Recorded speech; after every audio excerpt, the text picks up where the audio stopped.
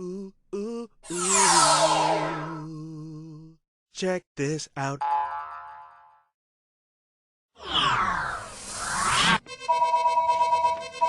Oh. Assalamualaikum. Hello? Yes? We're just now going back live with our show here. This is Yusuf Estes. This is the mailbox. And we're on the mailbag. We're here on the Deen Show. And, okay, what is your question? I see. You want us to, all right, okay, we'll do that. We'll do it right now. All right, thank you so much. Assalamu alaikum.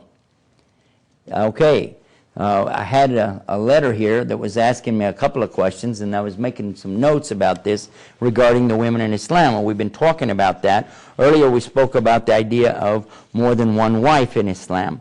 And to be honest about it, I didn't think we'd get another call that quick, but let me answer that. Yes?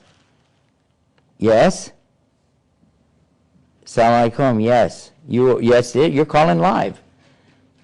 Okay? All right, we're talking about it right now. Let me get back to the program. Yes, this is Yusuf Estes. Okay. No, just send us some email, okay? All righty. Okay. Inshallah. Assalamu alaikum. Yeah, another caller on the same subject. So let's treat that subject. The question comes like this. Why is it in Islam that a man can have 4 wives and a woman can only have 1 husband?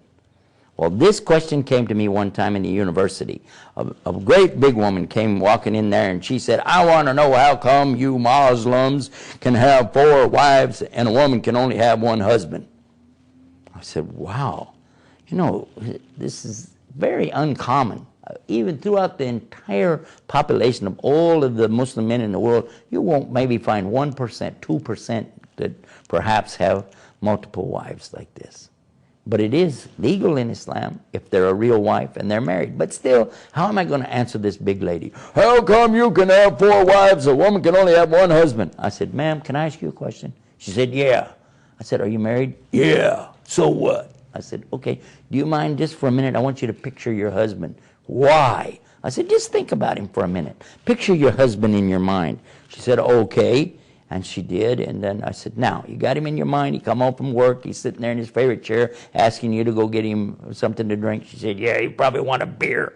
I said, okay, but anyway, now, you got this in your mind? Yeah. I said, would you like to have another husband just like him? She said, oh, my God, no. I said, well, then what do you want 4? But to understand, this is not about some kind of, sexual thing that people have going on in their minds, some kind of wild fantasies. This is about being responsible in marriage for your family.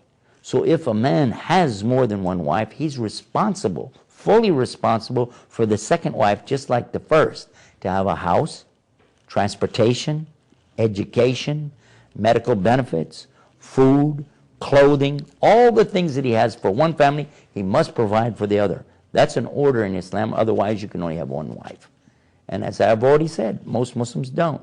But for sure in Islam, boyfriend, girlfriend is not permitted. There's no limit in most societies on how many girlfriends a man can have, or boyfriends for that matter now. But in Islam, it's very clear. There is no sexual relation without marriage. And then when there is marriage, there's no sexual relationship outside of marriage.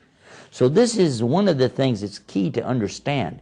Then if there's going to be a relation, it's going to be a legitimate, recognized, and supported relationship so that any children coming from this will have a father, they'll have the father's name, they will have the father's benefit of any education that he's providing for one group of children, he has to provide for the others. So we understand here that this is something good. This is something fair. In a world that we live in today, with such chaos and so many awful situations going on, children being abandoned in the streets and crime everywhere, and the things that we see, much of this could be avoided if what? If the children had good parents taking care of them. If they had a mother and a father who raised them up in a caring home, instead of a child telling you, I don't know who my father is. And how about this? I met one, he said that he didn't know who his father was. He said, and my mother didn't know who her father was. Now, what kind of society is this? Islam does not tolerate that. If there's going to be a relationship, it will be an ordained, sanctioned, and contractual relationship where both parties are taking benefit and not one over the other. This is very important to understand in Islam. And by the way, before we leave the subject, and the caller was reminding me about this, and I'd like you to think about it. In a society where a man can only marry a woman who's not married. Now think about this. I cannot marry a woman if she's already married. That's what Islam says. But the woman is allowed to marry any man as long as he doesn't already have 4 wives. So in a society where you have so many women and so many men, a man can only choose from the women who are not married. But the woman is free to choose from any of the men as long as he doesn't have 4. And she can observe how he treats the other woman and know, hey, he's got to treat me the same way. And if he doesn't, he's in big trouble. These are some of the things in the Muslim society that perhaps you didn't know. Maybe it's not of interest to you, but you should at least know what the truth and the relevance behind it is. Well, if you want, you can call us or write to us. It's right here on the mailbag on The Deen Show. Till next time, peace. Assalamu alaikum.